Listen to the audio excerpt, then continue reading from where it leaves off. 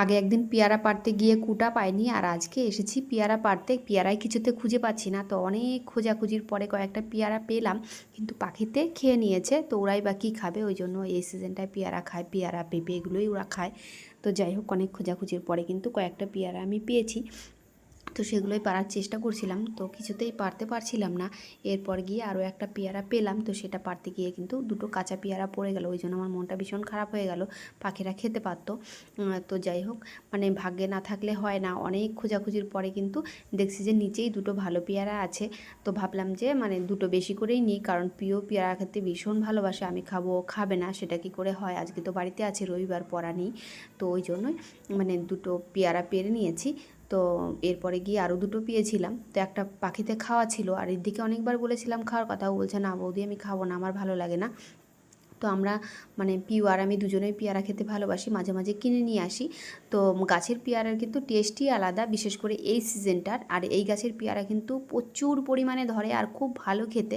আগেও আমি অনেকবার খেয়েছি, আগের বছর তো প্রচুর পেয়ারা খেয়েছি, এবার কিন্তু খাওয়াই হয়নি। তো আগে একদিন বললাম না এসেছিলাম, সেদিন কুটা ছিল না, আর আজকে কুটাটা পেলাম, ওই জন্য ভাবলাম যে পেরে নিই দুটো। তো দেখো এইখানে এই যে নিচে দুটো ভালো পেয়ারা আছে, এই দুটো অনেক কষ্টের পরে আমি পারতে পেরেছি, কি বলবো আর। মানে কুটা দিয়ে সম্ভব হচ্ছিল না। এরপরে গিয়ে ডালটা টেনে তারপরে হাত দিয়ে চেষ্টা করার পরে কিন্তু আমি একটা পেয়ারা তুলতে পেরেছিলাম, আর একটা কিছুতেই পারছিলাম না। তো অনেক মানে টাইম লেগেছিল পেয়ারাটা পারতে। দেখো, একটা হাতে পেয়েছি আর একটা পাইনি।